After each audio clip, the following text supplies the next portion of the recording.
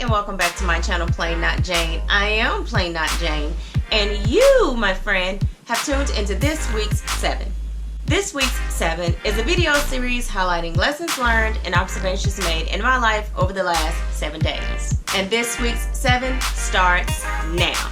Number 1, building integrity starts with being on time. Now, I'm not going to take full credit for this one because, quite honestly, I just really feel like this is something my pastor has probably said before.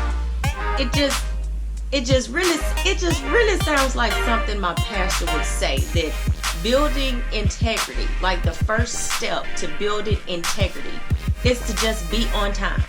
Being there on time lets people know that you keep your word.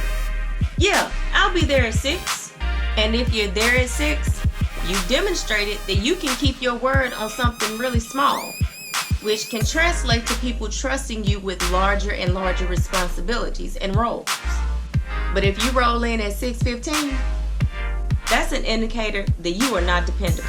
And if you can't keep your word on something as small as being on time, then I definitely can't trust you with something larger and something more important. It may not seem fair, but it's the truth. So if you want to build a reputation of integrity, then start by being on time. Number 2, we live in an age where we can share anything with just a few clicks. I think it, I type it, I publish it, with practically no intervention or help from any other person, which is great. I mean, I run a one-woman show here on my channel. But if you want to elevate your sharing, your blog, your channel, your social media pages, enlist the help of a second set of eyes to proofread anything that you type. Your blog could have some great information, but typos and grammatical errors can cause you to lose credibility with your readers.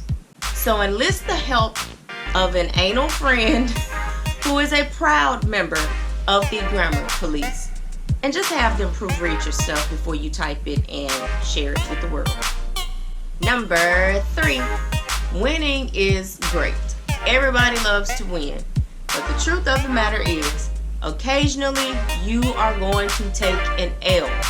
Now, most people occasionally take L's. Me, on the other hand, I usually take my L's in chunks. I have what I call L weeks. L weeks are those weeks where I am seemingly taking L's left and right. And while I'm referring to them, if you don't know what I mean by L's, I mean losses. You know, I'm losing. Okay. Now, most of the time, I have stuff coming at me, and I'm pretty grounded, I'm pretty prepared, and I can roll with the punches. Some weeks, I have stuff coming at me hard and fast, and I am just completely not ready and not prepared. And I feel like, you know, in those old cartoons when the character is getting punched and he's got punches coming from this way and that way and this way, and even some coming from up high, which I don't even know how that's possible unless you are already on the ground. But and they're, you know, like spinning around, and you see the little curly cues and the birds flying around their head. That's, you know, I have those experiences. There are times that I just feel like that cartoon character, and I'm getting punched and hit from every side super duper fast, and as soon as I think I've caught my balance, something else comes along to knock me off my keister. So what do I do when I'm seemingly taking L's left and right, hard and fast? I pray. Specifically, I pray for forgiveness, because it's very likely that I've said some bad words and I haven't walked in love, just being honest. And I also ask God for wisdom in choosing my battles. I've noticed that a lot of times I'm engaging in battles that really aren't mine to fight, that really aren't worth my attention or my time or my effort, and those things burden me. And so I ask God to guide me and to give me wisdom in what battles I do engage in. And then once I pray and I get up and I wipe all the tears off my face, I let people deal with their own stuff on their own without my intervention or attention or energy. Now, sometimes that can be tough, especially as a mom, because you really want to swoop in and save your kids. But I also learned that letting them struggle and learn how to problem solve benefits them in the long run. So that's what I do. I pray for forgiveness, I pray for wisdom, and I stop letting folks bring me their problems. They're not mine, so I'm not supposed to be dealing with them. Number 4. At this current rate of working out, I will get that Cricut Maker when they come out with the new Cricut machine, because y'all know they're going to come out with one in like another year or 2. That's just how it goes. But I am struggling with being consistent with my workouts. I was working out pretty good for a week or 2, then something would happen. I'd start hurting, or I'd start feeling bad, or I would just get super busy, stop working out. And it is the hardest part of working out is starting the workout, and that is where I am. I've had a few false starts over the last couple of months, and that's exactly what they have been, false starts. I'd work out for one day, and then I won't work out again for several days or weeks. And so I'm just really trying to find the time and trying to find some new motivation, because the Cricut Maker is not motivating me the way I thought it would. So yeah, I've got to find some new motivation, and finding that new motivation will push me to make the time to work out. So yeah, wish me luck in that. I need it. Number 5, correction is necessary. Correction, redirection, critiques, constructive criticism, call it what you want, but in essence, they all mean the same thing. Someone is telling you that you've misstepped, made a poor choice, or you have an opportunity to grow and get better. But for some reason, correction has gotten a bad rap. Very few people actually want to be corrected. And some folks just flat out spaz out if you try to correct them. But in order to grow, you have to know what you need to work on. To get better, you need to know where you're lacking. Yes, encouragement is good, but sometimes you need to know where you're coming up short if getting better is your goal. Long story short, correction is necessary for growth. Number 6, correction is an act of love. Correction done in love is an act of love. So a few years ago, I went all the way left. I mean, I went round the block on 2 wheels and made that good old stout left on social media. Y'all, I'm talking about I went in. I was cussing, fussing, just showing my natural behind on social media. Unfortunately, my mama wasn't on Facebook back then. Praise the Lord.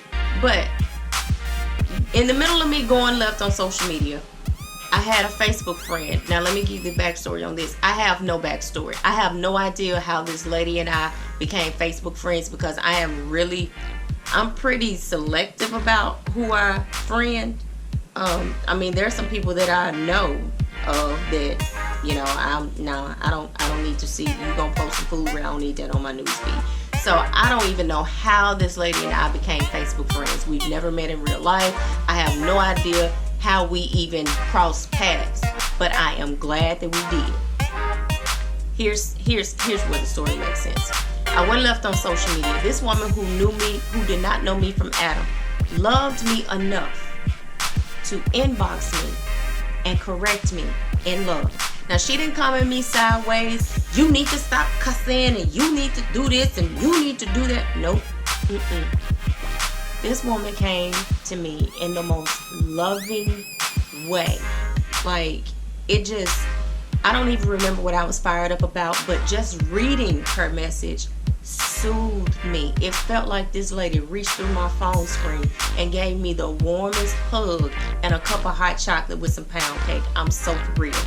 And she just told me that I was better than that, and that's not the thing to do. Now, y'all, this was years ago, and I still remember that, and I still appreciate her for that. And every once in a while, I'll message her and just thank her again for being obedient to God and for correcting me in love. And see, that's the thing. Correction really is an act of love. If you really love me and you really care about me as a person, you're going to tell me when I'm messing up. If your little friends really cared about you, they would tell you that all that random raving on social media makes you look foolish. That real friend will tell you to take down that stupid post. That real friend will tell you you out here in these streets just acting a plumb donkey. That real friend will tell you those pants really are not appropriate for the workplace. That real friend will tell you put that green down because you know good and well that they drug test on your job. People that really care about you will correct you, even if it makes you mad, because they care more about your well-being than you liking them. Correction really is an act of love. And finally, number 7. School has been out for right at a month, and I honestly thought that I would get overwhelmed by having the dynamic duo at home again.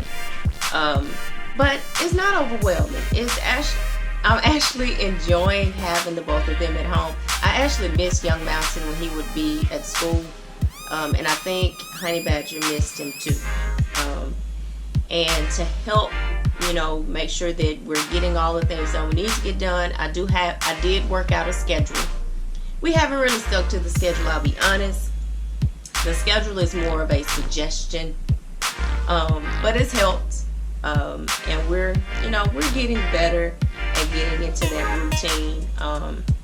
But yeah, school's out, all the kiddos are at home, the grocery bill has skyrocketed, but I'm enjoying having everybody at home. It's cool, it's pretty cool. Alright, that's been this week's 7. I hope you enjoyed it. If you did, give this video a good old thumbs up, and if you didn't, keep on going and don't come back. Also, make sure you click below to subscribe to my channel for more videos like this week's 7 cooking videos, DIY projects, and good old family foolery. So until next time, go where you're celebrated, not just tolerated. Be safe. Bye-bye. Alright, that's been this week's 7. I hope you enjoyed it. If you did,